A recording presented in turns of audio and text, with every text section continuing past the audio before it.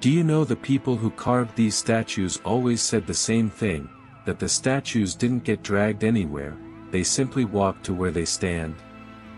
For nearly 300 years, the entire world laughed at them. Then scientists actually tried it. This is a story about a remote island, nearly 1,000 giant stone statues, and a mystery outsiders got wrong for centuries. Rapa Nui, known to most of the world as Easter Island, sits almost 2,300 miles off the coast of Chile, one of the most isolated inhabited places on Earth. Polynesian settlers arrived there roughly 900 years ago, in a place with no wheels, no large animals, and no metal tools of any kind. And yet, somehow, over the following centuries, they carved nearly 1,000 massive stone statues, called Moai, some standing over 30 feet tall and weighing up to 80 tons. When Dutch explorers first arrived in 1722, they found these towering figures lining the coast, and immediately couldn't comprehend how they'd gotten there. Captain James Cook, arriving decades later, wrote that he could hardly conceive how people with no mechanical power could raise such stupendous figures.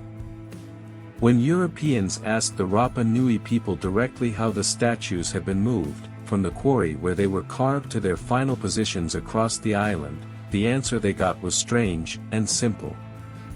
The statues walked there themselves. Outsiders dismissed this almost immediately as folklore, myth, something primitive people said because they didn't understand their own ancestors' real engineering methods.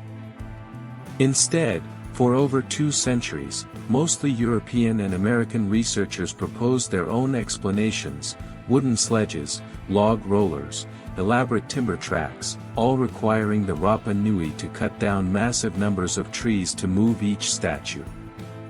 This theory eventually fed into something bigger, a famous, widely taught narrative claiming the Rapa Nui had destroyed their own island's forests moving these statues, triggering starvation, warfare, and complete societal collapse, entirely by their own hand.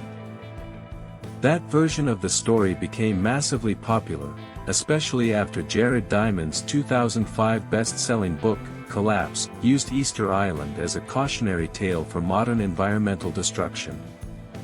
For years, it was treated almost as settled fact, a warning about what happens when a civilization consumes its own resources without limit.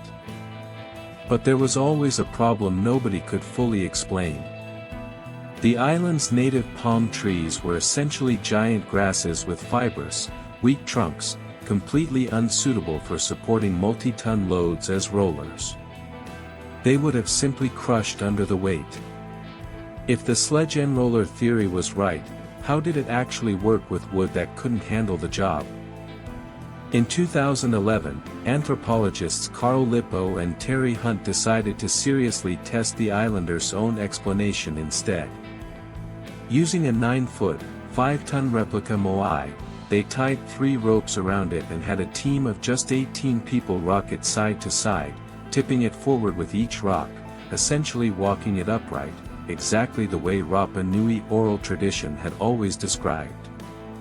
In under an hour, they moved it over 300 feet. The experiment received massive skepticism at first, with critics calling the upright method intuitively implausible. So researchers kept refining their evidence.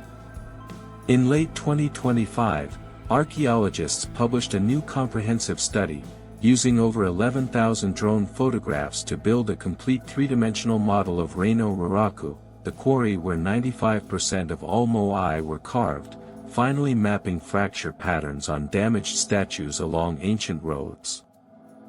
Those fracture patterns told a clear story. Statues that broke while being transported showed impact damage consistent with falling from a standing, upright position, not from being dragged horizontally on a sled. The physical evidence, and the oral history the Rapa Nui had insisted on for 300 years, finally lined up perfectly.